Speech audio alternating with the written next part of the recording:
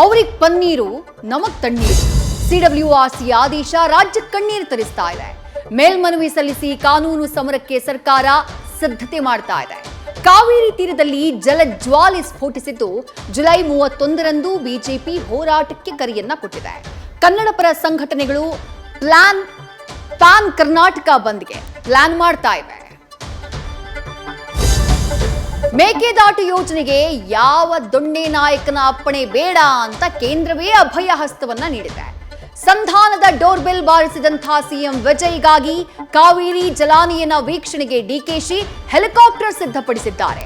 ಇತ್ತ ಕೇಂದ್ರ ಬಿಜೆಪಿ ರಾಜಕೀಯ ದಾಳವನ್ನ ಉರುಳಿಸಿ ಲಾಭಕ್ಕೆ ಹೊಂಚು ಹಾಕಿದೆ.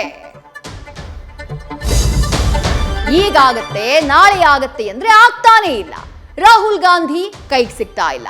ದೆಹಲಿ ಅಂಗಳದಲ್ಲಿ ರಾಜ್ಯ ನಾಯಕರು ವೇಟಿಂಗ್ ಚೇರ್ನಲ್ಲಿ ಕಾದಿದ್ದು.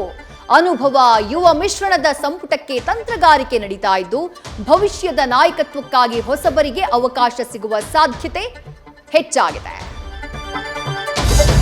ಲೀಕಾಸುರರಿಗೆ ಮೂಗುದಾರ ಬಿದ್ದಿದೆ.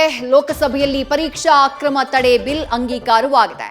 ಕಲಾಪದಲ್ಲಿ 3 ಇಡಿಯಟ್ಸ್ ಕತೆ ಹೇಳಿದಂಥ ರಾಹುಲ್ ಬಳಸಿದಂಥ ಅಂಧಭಕ್ತ ಪದ ಕೋಲಾಹಲ ಸೃಷ್ಟಿ ಮಾಡಿದೆ. ಅಸಂವಿಧಾನಿಕ ಅಂತ ಹೇಳಿ ರಿಜಿಜು ಕೌಂಟರ್ ಕೊಟ್ರು. ರಾಹುಲ್ ಮ್ಯಾರಥಾನ್ ಅಟ್ಯಾಕ್ ಮಾಡಿದ್ರು.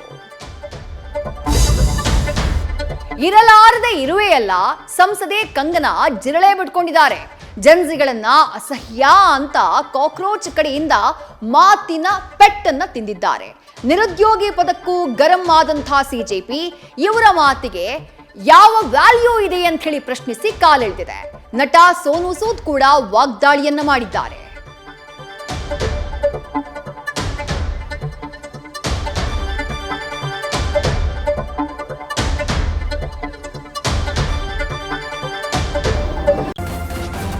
ನ್ಯೂಸ್ ಫಸ್ಟ್ ನಿರ್ಭೀತಿಯಿಂದ ನಿಮ್ಮ ಪರವಾಗಿ.